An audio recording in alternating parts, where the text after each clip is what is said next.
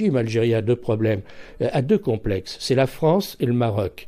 La France, pour les raisons qu'on connaît, on ne va pas revenir sur cette affaire, mais le Maroc, encore pire. Parce que le Maroc est une vieille nation qui a 12 siècles d'existence, qui a une forte identité, et l'Algérie, il faut bien le dire, a été créée par la France. Il n'y avait pas d'Algérie avant que la France n'intervienne dans ces zones qui étaient des baies, plus ou moins des petites principautés, plus ou moins dépendantes des Turcs, etc.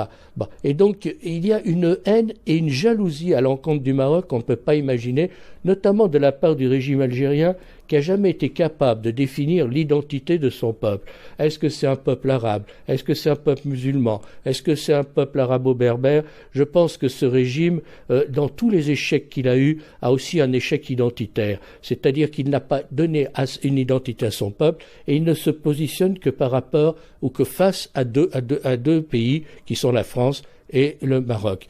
Et donc, c'est dans les gènes du régime algérien.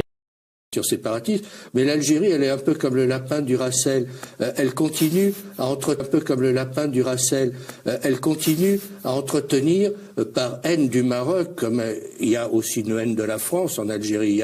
Il y a deux pays que le régime algérien, les régimes algériens qui se sont succédés depuis l'indépendance ne supportent pas, c'est la France et le Maroc.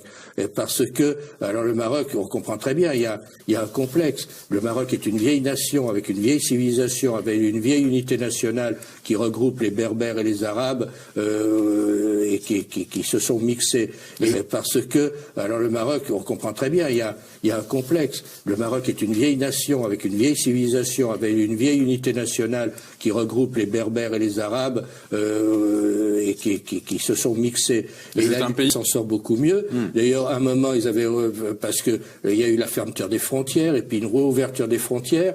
En l'espace d'un week-end, des millions d'Algériens sont venus au Maroc et ils ont acheté à peu près tout ce qu'ils trouvaient. Donc le régime algérien s'est empressé de fermer les frontières parce qu'il décrivait le Maroc comme un enfer et les gens se sont aperçus que c'était un paradis.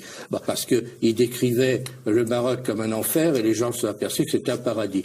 De sécurité, parce que toutes les grandes puissances savent que c'est un conflit qui n'aboutira jamais, que le Maroc est chez lui au Sahara et que personne ne veut d'un État indépendant au sud du Maroc. Bon, il est très clair que le projet algérien est voué à l'échec et qui ne peut pas aboutir. Et c'est un argument dont il est difficile de parler quand on ne connaît pas l'âme profonde de ces deux peuples. Lorsqu'on ne connaît pas l'âme profonde du peuple algérien, lorsqu'on ne connaît pas l'âme profonde du peuple marocain, les Algériens font un complexe d'infériorité par rapport aux Marocains.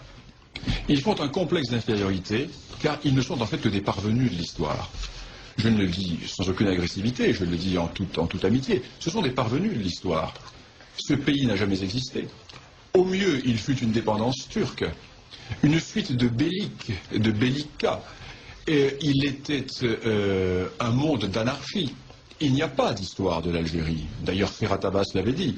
J'ai visité les cimetières et je n'ai pas trouvé d'histoire de l'Algérie. Eh bien, de l'autre côté de la Moulouya, existe un royaume qui a 12 siècles d'histoire.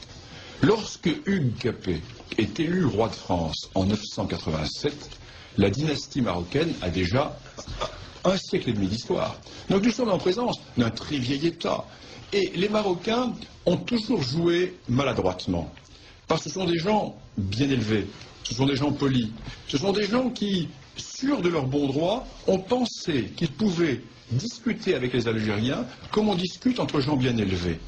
Or, ils ont eu en face d'eux des gens qui n'appliquaient pas les règles de la diplomatie traditionnelle et qui étaient restés peut-être dans cette politique des ouvertures barbaresques ou du rapt ou de la piraterie, mais non pas dans les usages qui étaient les usages classiques de la vieille diplomatie.